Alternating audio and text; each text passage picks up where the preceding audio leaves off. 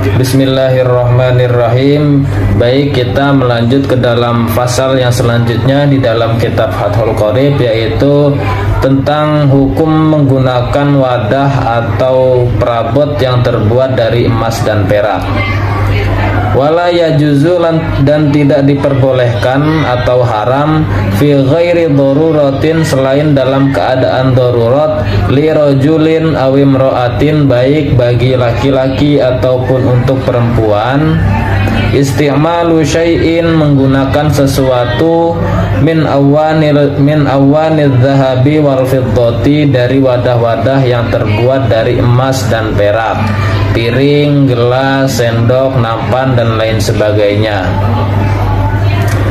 La fi aklin, tidak boleh digunakan untuk makan, wala fi syurbin, tidak boleh juga untuk minum, wala ghairihima, tidak boleh juga digunakan untuk selain keduanya, selain makan dan minum.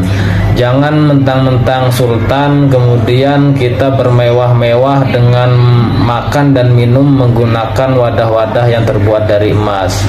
Karena larangan ini itu didasarkan pada hadis-hadis Nabi yang menyebutkan bahwa Rasulullah SAW itu melarang kepada kaum laki-laki untuk menggunakan wadah-wadah yang terbuat dari emas dan perak. Karena larangan ini disandarkan karena kebiasaan orang-orang kafir yang suka menggunakan wadah dengan dari emas dan perak itu untuk bermewah-mewah.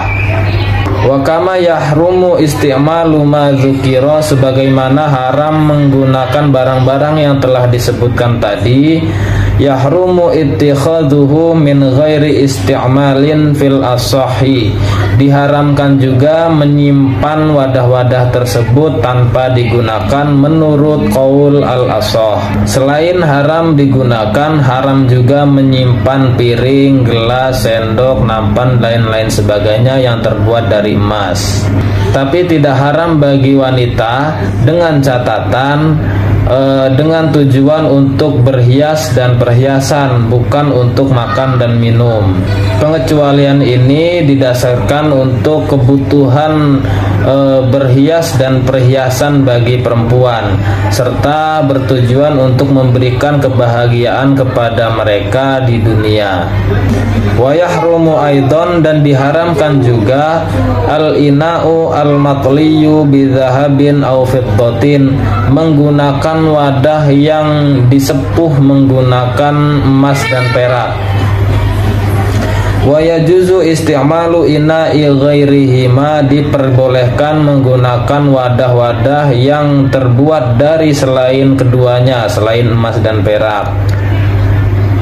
Ai ghairi dzahabi wal fiddati, maksudnya selain emas dan perak. Minal awani an-nafisati, yaitu dari wadah-wadah yang indah. Kaina'i yakutin, seperti wadah yang terbuat dari yakut. Yakut ini adalah sejenis batu permata.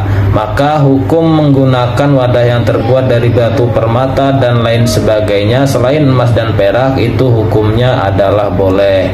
Wa yahrumu, dan diharamkan al-ina'u, menggunakan wadah al-mudabbabu, yang ditambal bidabbati fiddatin, dengan tambalan perak, kabiratin, yang berukuran besar, urfan, menurut urf atau kebiasaan atau keumuman. Maksudnya ukuran besar di sini didasarkan pada keumuman orang-orang menilai bahwa ukuran tersebut itu terlihat besar.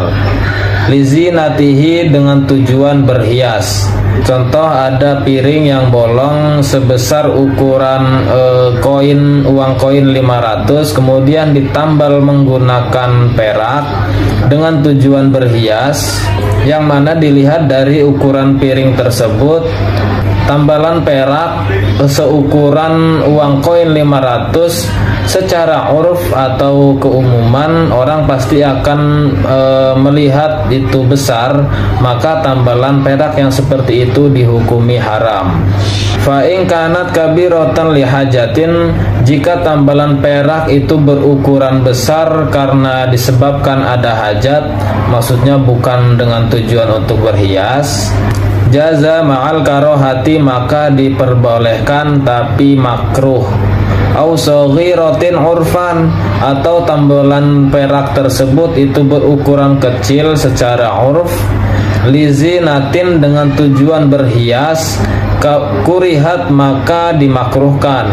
Au lihajatin, atau dengan ukuran kecil tersebut itu karena sebab ada hajat, fala tukrahu, maka tidak dimakruhkan. Itu tadi tentang tambalan menggunakan perak. Amma dhabbatu zahabi, adapun tambalan yang terbuat dari emas, fatahrumu mutlaqan, maka hukumnya haram secara mutlak. Kama sahahahun Nawawiyu, sebagaimana yang disahkan atau yang disahihkan oleh Imam An-Nawawi. Baik tambalannya itu kecil ataupun besar, baik tambalannya itu untuk tujuan berhias atau karena disebabkan ada hajat, maka secara mutlak hukumnya adalah haram. Demikian, wallahu a'lam bishawab. Assalamualaikum warahmatullahi wabarakatuh.